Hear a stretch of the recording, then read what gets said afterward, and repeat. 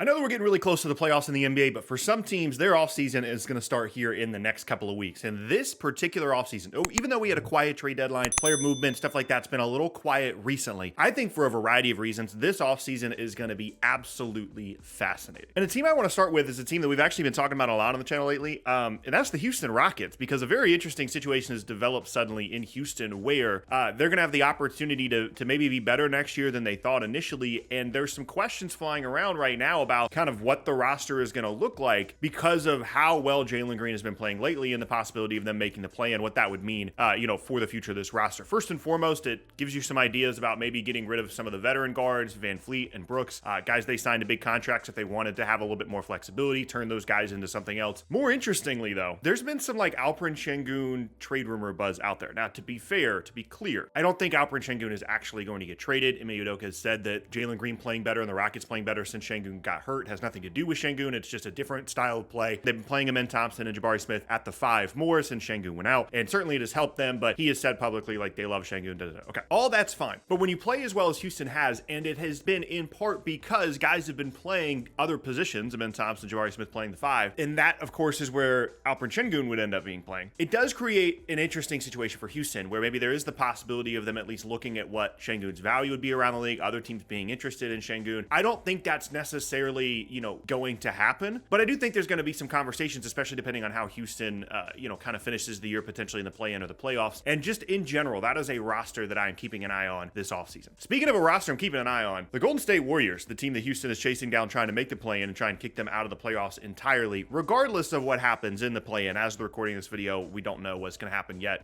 It's clear that some decisions are going to have to be made in Golden State this offseason, and primarily those decisions are going to revolve around Klay Thompson and some of these other, big contracts they have on the books, Andrew Wiggins, Draymond Green, and the concept of potentially moving on from some of these guys. Now, Klay himself is a free agent. He's the most likely guy to not be on the roster next year, and I think is a very interesting free agent possibility for a variety of different teams. Orlando is a team that I continue to mention because I think Klay would be perfect there as a floor spacer. They've already got the creators there around him, and just kind of bringing a veteran presence there. And I don't think that it's crazy now to think that Golden State just lets Klay walk this offseason. Maybe they move the Andrew Wiggins contract. I mean, they're one of the most expensive rosters in the entire league, and if they don't even make the playoffs, if they don't even make the play-in, if they get swept in the first round or they win one game in the first round, ownership in the front office is going to look around and say, hey, like, what are we doing here? Like, why are we spending so much money on a team that just isn't successful on the level that we want them to be? And there's definitely going to be some conversations, some tough conversations had about what the future of the Golden State Warriors looks like from a roster perspective. And I think Klay, Draymond, Wiggins, all these guys are going to be on the table this offseason. Obviously, Klay is a free agent, and the other two guys as trade possibilities. I just find it hard to believe that Golden State's going to go into next year and just run it back with this group and pay a ton of money again for a team that clearly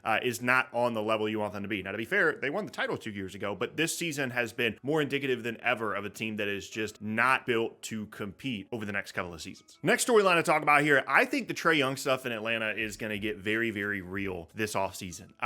He's been injured for a little while, and it's not like the Hawks have looked, crazy fantastic or anything, but I think it's clear that like DeJounte Murray could be, their best guard there, and they could still be decent, or DeJounte Murray could get them some value to another team. And I just think it's clear at this point that like Atlanta is less connected to Trae Young as like the guy leading their franchise moving forward than they've ever been in the past. And I also think that there are teams that would be, kind of desperate to add someone like Trae Young to their roster. San Antonio comes to mind, trying to add a guard alongside Victor Wembanyama. The concept of those two guys running pick and roll stuff is really interesting. The Lakers are always going to be involved with Trae Young stuff as well. It seems like that's something that continues to get mentioned. And whether it happens or not, whether the Hawks actually decide to move on, the conversation is going to be had. They're going to look around the league and see what the value for him would be, because it's clear that whatever direction they're going in is not necessarily going to lead to, conference finals contention with this version of the roster and with Trae Young leading it. And whether it be trading away both DeJounte Murray and Trae Young, whether it be just trading away Trae Young, or whether it be just having the conversation and at least thinking about it, Atlanta is a very interesting team to keep an eye on this offseason because there's just a lot of stuff that could change for them.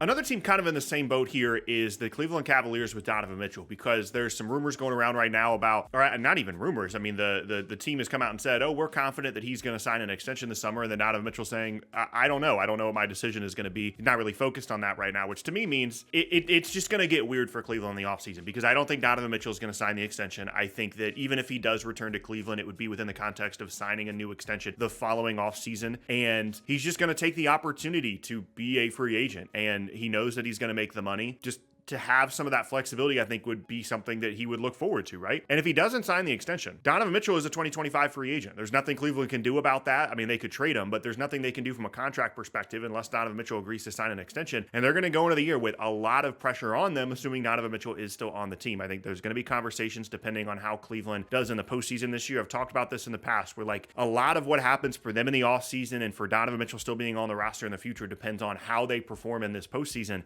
And I wouldn't be surprised if they perform poorly, and then all of a sudden we're looking at Donovan Mitchell trade possibilities because he doesn't want to sign the extension and he's on a 1-year deal and he goes to one of these bigger markets around the league. It's a story we've seen time after time, right? And that puts Cleveland in a really difficult situation because you're not going to get as much for Donovan Mitchell as you traded for him a few years ago, because now he's just on a 1-year deal and kind of the teams that he could go to is very restrictive because he could just leave in a year anyway. Or you could go throughout the year and potentially lose Donovan Mitchell for nothing in the following offseason. And whether or not he signs the extension is the first point of this. If he signs the extension, it's a non-issue, right? If he doesn't sign the extension, which I don't think he's going to, then all of a sudden, depending on how they do in the postseason, things get very strange and there's just a lot of pressure on Cleveland to either perform well or make a decision and potentially just get ahead of this and maybe just have an honest conversation with Donovan Mitchell, say, hey, like, are you going to be here? Because if not, we'd prefer to trade you. And that is just a really difficult situation to be in as a franchise. And the last step is one that people aren't really talking about a ton because the Clippers for the middle part of the year were really good. They haven't been as good lately. James Harden still needs a new contract for next year. One of the main reasons he went to the Clippers is because he felt like they were going to give him this big max contract extension. And obviously that hasn't happened because he can't sign it in the middle of the year, but he's going to need a new contract in the offseason.